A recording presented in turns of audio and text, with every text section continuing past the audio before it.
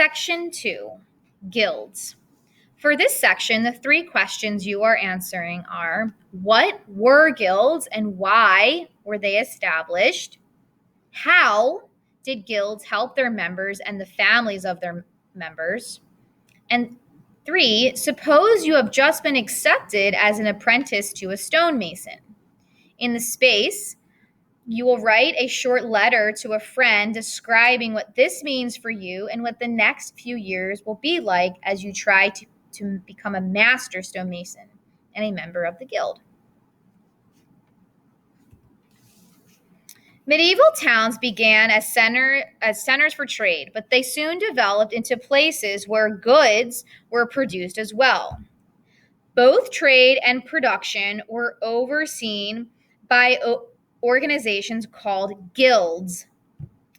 There were 2 kinds of guilds: merchant guilds and craft guilds. All types of craft people had their own guilds, from cloth makers to cobblers, who made shoes, belts, and other leather goods, which you can see in the background here, to stonemasons who built the great cathedral. Guilds provided help and protection for the people doing a certain kind of work. They maintained high standards. Guilds controlled the hours of work and set prices. So hopefully you're picking up by now what the guilds are doing is they're protecting the work and their workers. They're making sure the quality of the products is exceptional so people always come back to buy it, and that the people who are working are not overworking. They're getting a fair workday and value for their goods. They also handled complaints from the public. If, for example, a coal merchant cheated a customer, it might reflect poorly on all coal merchants. The guilds, therefore, punished members who had bad practices.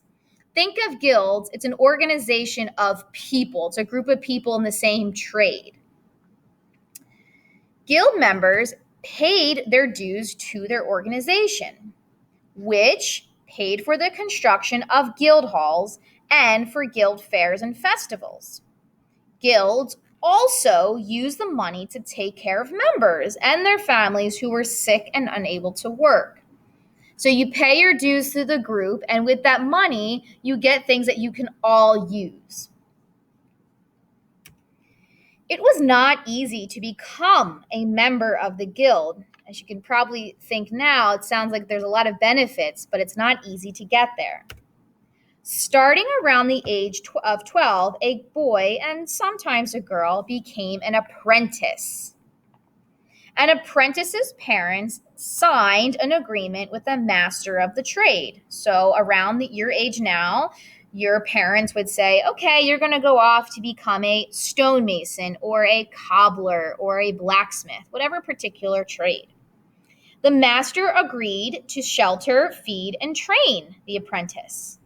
In some cases, the parents paid the master a sum of money, but apprentices rarely got paid for their work.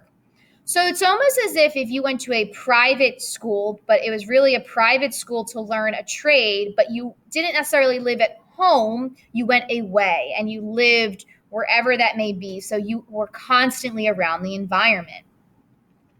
At the end of 7 years, so around 19, apprentices had to prove to the guild that they had mastered their trade.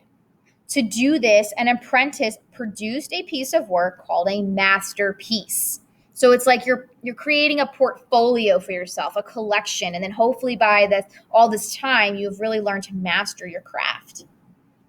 If the guilds approved of the work, the apprentice was given the right to become a master and set up his or her own business.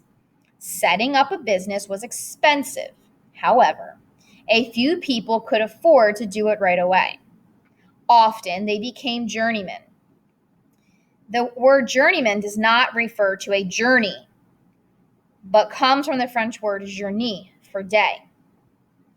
A journeyman was a craftsperson who found work by the day, instead of becoming a master who employed other workers. So essentially, a journeyman is you are working for someone else. You prove to someone else that you should be hired, and then you work for them, and then you wouldn't own the business, you work for someone else.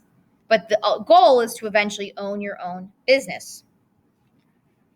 And that is the end of section 2 on guilds.